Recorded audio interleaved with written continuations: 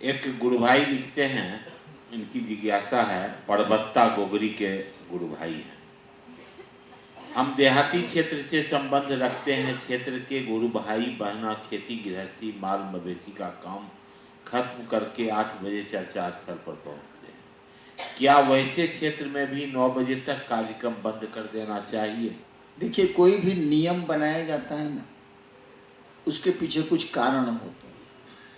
सरकार में भी जो नियम कानून बनते हैं वो कुछ कारण से बनते हैं, ऐसे नहीं बनते। हम लोगों ने कहा कि 8-9 बजे तक आप चर्चाएं खत्म कर दें रात में। इसका कारण था कि कुछ महिलाएं रात में 12 बजे जा रही थीं चर्चा से और कुछ युवकों ने उनको छेड़ दिया।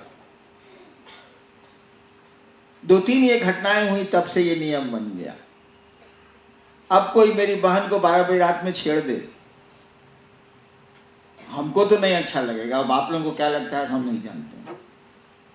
तो हम लोगों ने कहा कि 8-9 बजे तक बंद कर दीजिए, कि चर्चा में ज़्यादा गुरु बहनें रहती हैं, सुरक्षित घर तो चली जाएं। देर रात तक करिएगा तो फिर उनकी सुरक्षा में दिक्कत होने लगती है। दूसरी बात कि रोज 2 बजे रात तक अगर आप चर्चा करिए गांव में, तो सुबह माँ बहने या आप ही दूसरे दिन का काम कैसे करिएगा? 9 बजे सूत के उठिए, कोई काम नहीं होगा, पूरी अव्यवस्था हो जाएगी। इसीलिए हम लोगों ने कहा कि सवेरे खत्म कीजिए, क्योंकि दूसरे दिन भी तो करना है। ऐसी तो शिव चर्चा नहीं है कि बैसाख में नाच होखे वाला पर्वता में चलना है। अब पूरा लोग रात भर बैठ के नाच देख रहा है पर्वता में, तो साल में देखे दिन न देखेगा कि सालों भर देखता है, उसमें कोई दिक्कत नहीं, रात भर देखिए। लेकिन शिव चर्चाएं तो साल में एक दिन नहीं होती हैं, प्रतिदिन होती हैं, हमेशा होती हैं। घर घर में शिव चर्चाओं को आपको पहुंचाना है। अभी तो गांव गांव में पहुंचा रहे हैं ना सर।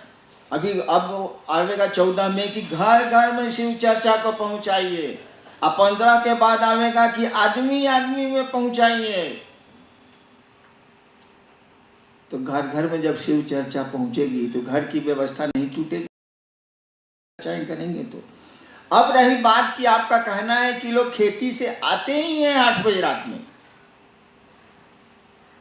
आप करिए, कोई दिक्कत नहीं है। अब सप्ताह में एक दिन करते हैं, करिए, आप 11 बजे तक करिए। लेकिन देख लीजिए कि 11 बजे के बाद ये गुरु बहने या गुरु भाई जाएंगे तो इनको कोई जाने में तो दिक्कत नहीं हो रही है। इसका भार ले लीजिए कि सुरक्षित आप पहुंचा दीजिएगा, तो कोई दिक्कत नहीं है, समय बढ़ सकता है। मैं 2:30 बजे, 3 बजे, 3:30 बजे चर्चा मधेपुरा में खत्म करता था रात में। अब महिलाएं भी रहती थी, 3 बजे, 3:30 बजे चर्चा खत्म होती थी मधेपुरा में। और सबको मैं जीप में बैठाता था खुद, रात में तो ड्राइवर रहता नहीं, खुद बैठाता था। और एक एक गुरु बहन या गुरु भाई को अपने से गाड़ी चला के 3 बजे, 3:30 बजे सबके घरे घरे उतारता था, खिलाता भी था। मेरी पत्नी खाना भी खिलाती थी। और चर्चा खत्म होने के बाद 3-3:30 बजे सबको दरवाजे दरवाजे जीप से मैं खुद उतारता था। इतना आप कर सकते हैं तो कर लीजिए, हमको कोई दिक्कत नहीं। अगर आप सुरक्षा का भार ले सकते हैं गुरु भाई बहनों के तो बढ़ा लीजिए। हाँ, अब इतना ही 3 मंजिला का लोग ही चर्चा कर रहा है तो करिए रात भर। क्यों रोक रहा है आपको भाई जी? कहे कि यहाँ से निकलेगा ऊपर जाएगा, ऊपर से निकलेगा ऊपर जाएगा, ऊपर से निकलेगा ऊपर जाएगा, सर घरे में नहीं जाएगा। कोई सुरक्षा का तो खतरा नहीं है। एक मोहल्ले के लोग कर रहे हैं, सभी एक दूसरे को जानते हैं, करिए, कोई दिक्कत नहीं। लेकिन रोज रोज 2 बजे रात तक करिएगा तो बड़ी मार मारेगा परिवार वाला सब।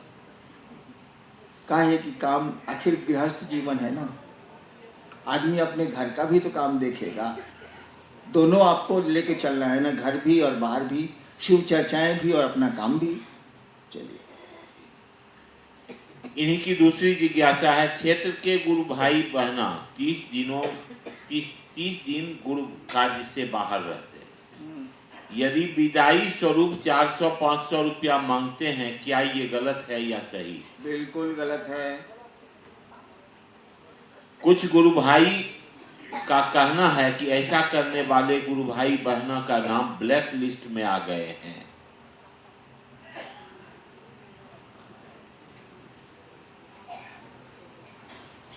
ब्लैक लिस्ट तो संस्था करेगी ना, कि आप देखिए संस्था तो सरकार के कानून से चलती है, वो तो गड़बड़ी देखेगी तो वो तो कर ही देगी, ताकि उसको अपनी जान बचानी है। संस्था को सरकार का नियम है, उसको मानना ही मानना है, संस्था को कुछ नहीं कर सकती है वो। तो ब्लैक लिस्ट करेगी, तो संस्था ब्लैक लिस्ट कर देगी तो आपका क्या बिगड़ेगा से हमको बता दी। अरे संस्था आपको ब्लैक लिस्ट करेगी तो आपका कौन चीज बिगड़ जाएगा? मूर्ख हैं आप। अगर महादेव ब्लैक लिस्ट कर दिया तब क्या होगा? संस्था ब्लैक लिस्ट करेगी तो भोजपुरी बोलने की इजाजत नहीं है, इसीलिए कि महिलाएं बैठी हैं, क्या हो जाएगा? लेकिन महादेव अगर ब्लैक लिस्ट कर दिया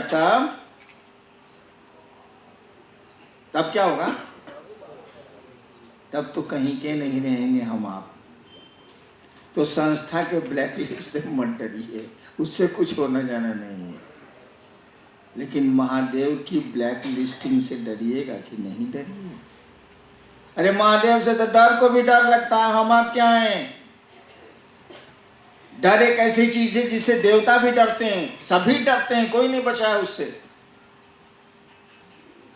शिव के बारे में कहा जाता है कि डर को भी आपसे डर लगता है। डर तो सभी डर से डरते हैं, कोई नहीं, ब्रह्मा विष्णु कोई नहीं बचे हैं डर से, कोई नहीं बचते हैं डर से। लेकिन शिव के बारे में कहा जाता है भयानाम भयम। हे महादेव, तुम डर के भी डर हो, डर को भी तुमसे डर लगता है। डर को सबको डर से डर लगता है, लेकिन डर को शिव से डर लगता है।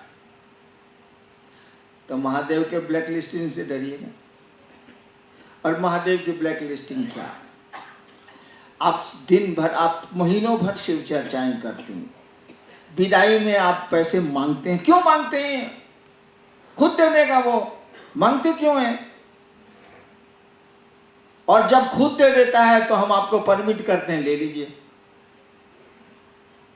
लेकिन उस पैसे का दुरुपयोग मत करिएगा, नहीं तो महादेव के यहाँ ब्लैक लिस्टिंग होगी। अब आप चर्चा में गए, विदाई में आपको कुछ मिल गया, आप बैठ के उस पैसे से दारू पी रहे, और दारू पी के मंच पर अपना महादेव, हमको तो आता ही नहीं, हम पिए ही नहीं आज तक, महादेव गुरु हैं। अब आप खतरा मोल ले रहे हैं महादेव के यहाँ ब्लैक लिस्टिंग का। और उसकी ब्लैक लिस्टिंग बड़ी खतरनाक होती है। आपको नहीं अनुभव है, मुझको है। संस्था के ब्लैक लिस्टिंग से मत डरिए। ब्लैक लिस्टिंग हो जाए तो क्या हो जाएगा? संस्था तो अपना देह बचाती है, कानून में अपने को बचाती है कि हम नहीं फंस जाए। लेकिन महादेव की ब्लैक लिस्टिंग से आपको बचना चाहिए। आप हमेशा स्वीकार करते हैं, कोई अपना काम नहीं करते हैं, आप जरूर पैसे ले ले लोगों से जो देते हैं, और अपने बीवी बच्चे को खिलाएं, पढ़ाएं, अपने कपड़े पहने, अपना भोजन करें, मैं इसकी अनुमति देता हूं। और जिन जिन चीज़ों की अनुमति मुझसे आप ले लेते हैं, महादेव के यहाँ वो चीज़ें मुक्त हो जाती हैं, आप उस काम को कर सकते हैं। लेकिन उसका दुरुपयोग अगर करिएगा तब तो भाई खतरा है। गुरु भाइयों से पैसा लेके गाजा चिलम धुक रहे हैं, तब महादेव की ब्लैक लिस्टिंग होगी, आप किसी को पूछ लीजिएगा। तो कोई पैसा दे दे और आप शिव कार्य के अलावा कोई काम नहीं करते हैं तो ले लें आप, हमको कोई एतराज नहीं है। मांगना बड़ी खराब चीज़ है। महादेव का चेला मांगता है, सब महादेव से मांगने जाता, महादेव का चेला मांगेगा, वो दूसरा कोई उससे मांगेगा कि जो आपने लिख के भेजा है। ये लिखा है कि मांग लेती है, विदाई में मांगना नहीं चाहिए। नेक्स्ट, प्रदीप कुमार पंसलवा, क्या सभी शिव शिष्य को समान है? यदि हाँ तो एक शिष्य सम्मान पाने के लिए दूसरे से ईर्ष्या क्यों करते हैं?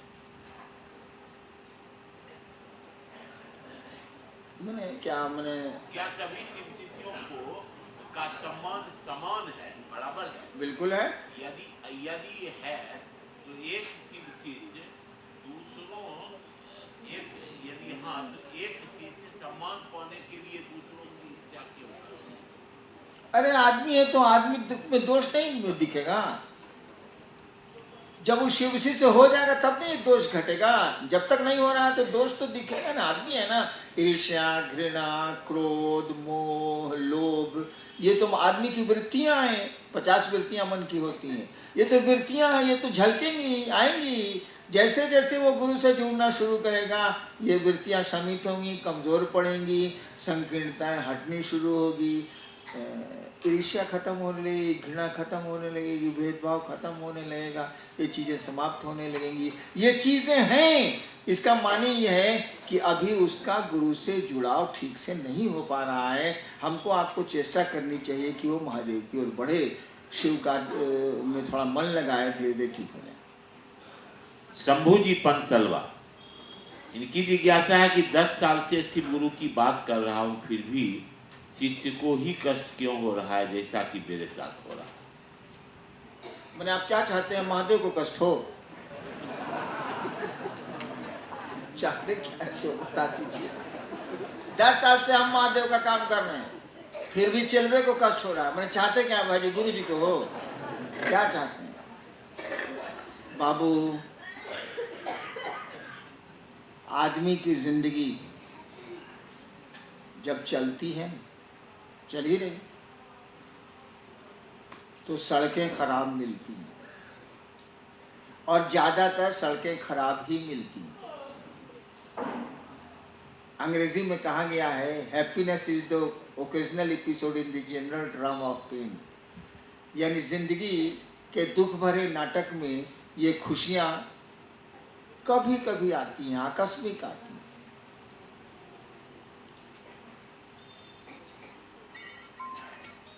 तो दुख तो आपको ही आएगा, हमको ही आएगा। वह महादेव तो इन चीजों से परे की सत्ता है जो हमारा आपका गुरु है। लेकिन इस दुख के बाद भी,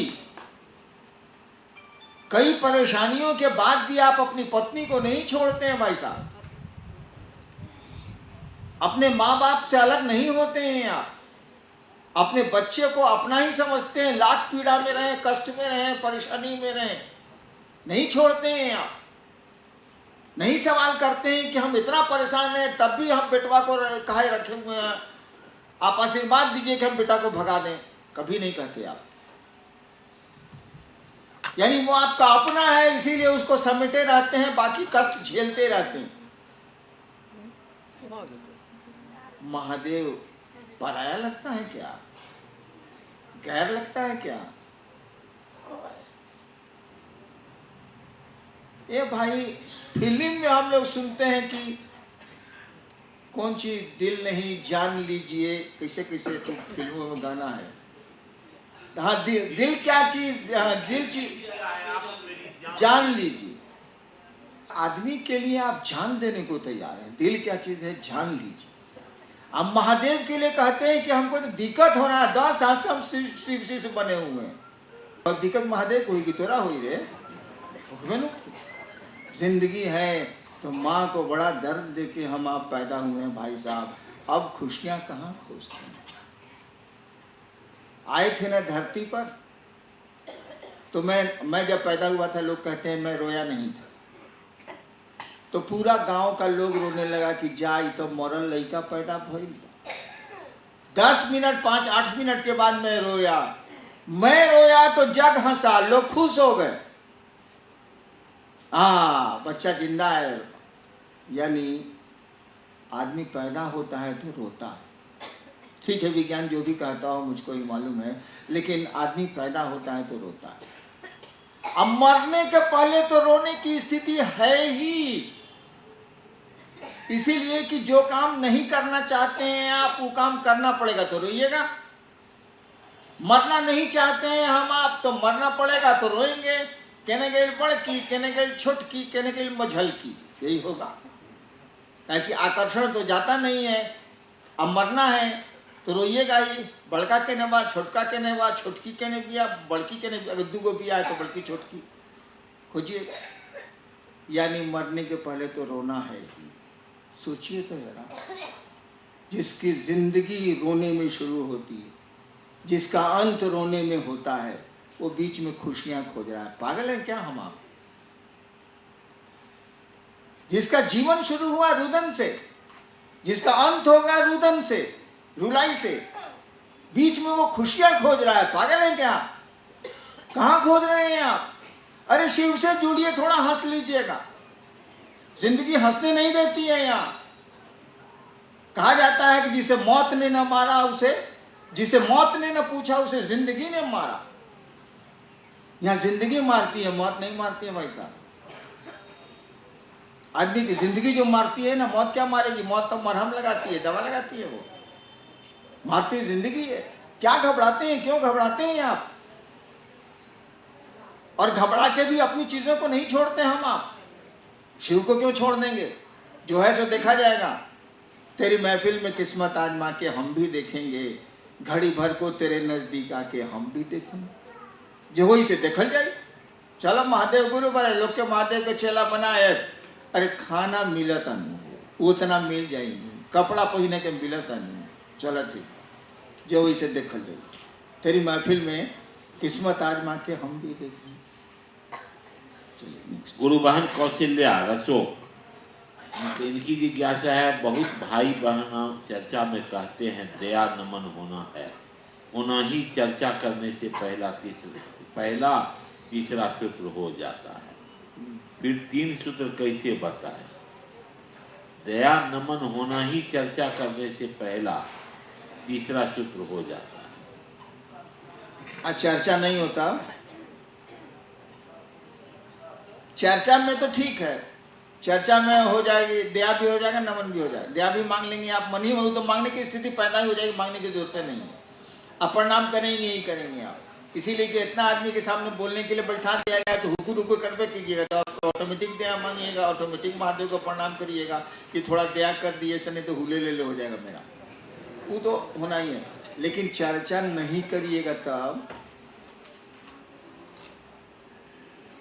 3 सूत्र इसीलिए दिए गए हैं कि आप तीनों का रियाज रखें। चर्चा तो एक स्थिति के बाद बंद भी हो सकती है।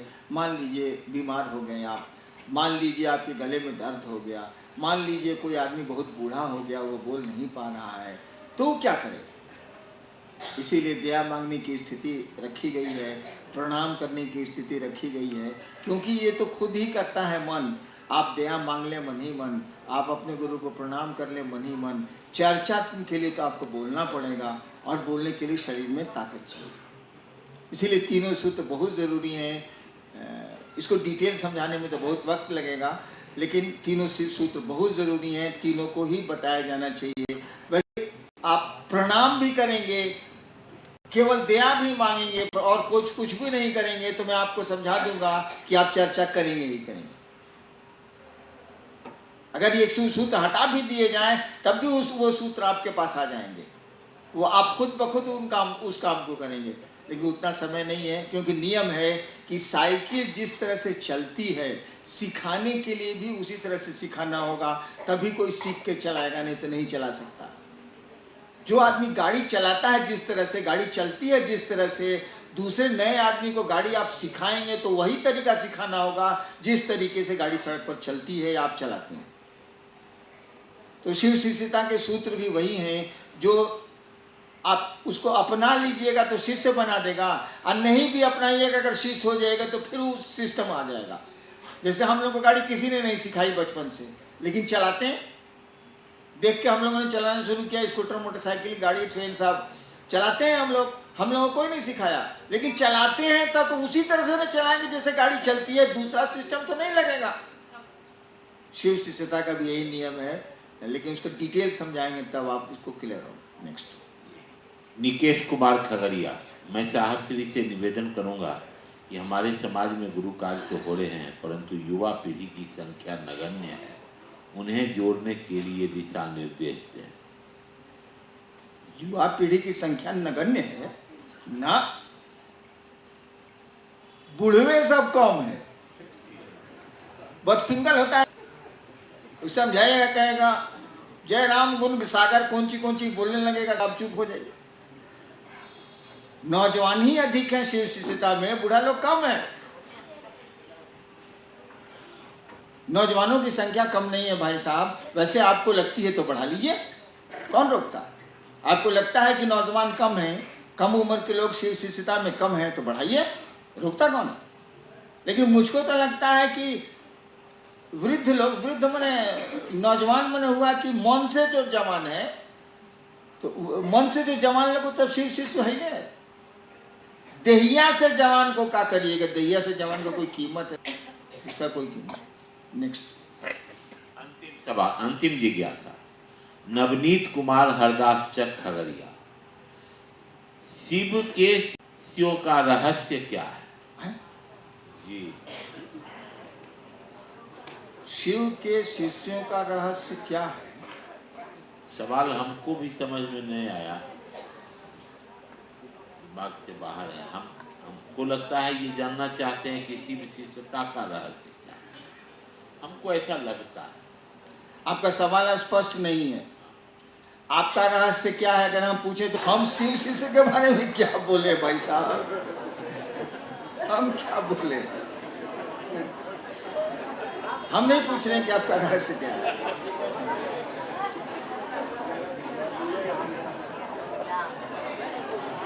चलो बहुत बढ़िया, खगड़िया में काम बहुत सुंदर हो रहा है।